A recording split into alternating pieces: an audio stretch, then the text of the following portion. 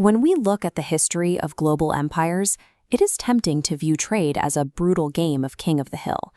The classic historical assumption dictates dominant cities replaced one another in a strict hierarchy, Venice falling to Antwerp, Antwerp to Amsterdam, and London taking it all. In the 1720s, prospectors in the Brazilian region of Minas Gerais struck upon massive deposits of diamonds. According to traditional theories, this sudden injection of raw wealth into the global market should have triggered a ruthless economic war, crowning a single superpower. Yet when we examine the historical records of the 18th century, that winner-take-all bloodbath never happened. These fiercely competitive empires did something entirely unexpected. If they weren't fighting to destroy each other to monopolize the world's most valuable rock, how did they manage to survive and profit so heavily? This is a page from an 18th century commercial ledger. It shows the meticulous, handwritten financial columns that merchants used to track their wealth. These documents reveal a glaring anomaly. Cities that were supposedly way past their prime were processing massive amounts of capital right alongside the major empires.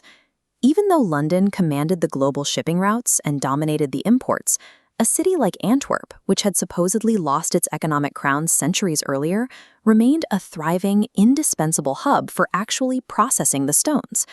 Then there is the paradox of Lisbon. The Portuguese capital legally owned the raw Brazilian diamonds, yet it lacked the domestic industry to cut them. So the wealthiest elites in Portugal had to buy their polished stones back from the exact Northern European rivals they sold the rough stones to. What these ledgers actually prove is the existence of an interdependent ecosystem. Rather than fighting a zero-sum war, these cities survived by playing highly specialized roles within a single cooperative network. The origins of this web, however, were entirely monopolistic.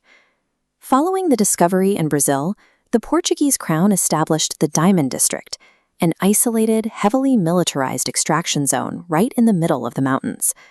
To pull this wealth out of the riverbeds, the state relied entirely on the forced labor of thousands of enslaved people, enforcing rigid surveillance to prevent even a single stone from slipping away as contraband.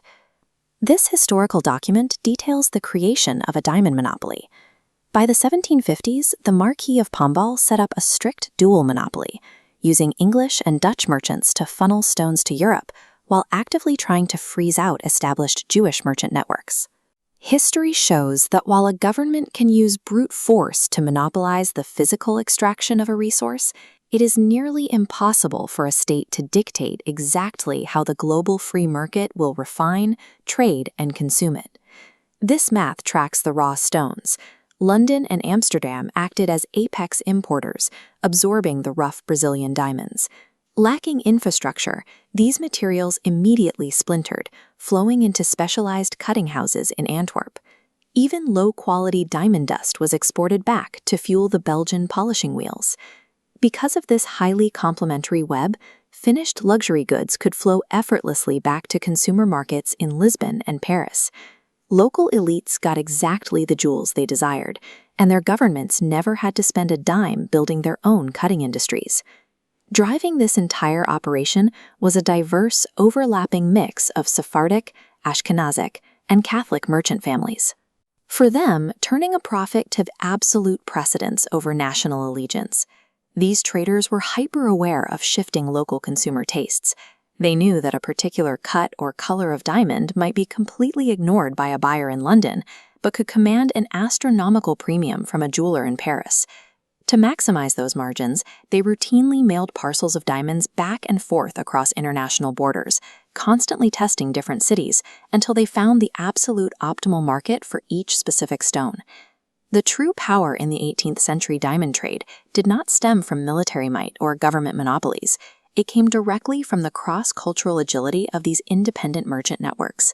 The early modern diamond market reveals an economy that functioned as a horizontal, complementary web, not a vertical hierarchy controlled by a single superpower. To achieve true commercial success, a market required a highly specific combination of assets: colonial access, deep financial capital, specialized technical skill, and wealthy consumer demand. No single city on Earth possessed all of those at once.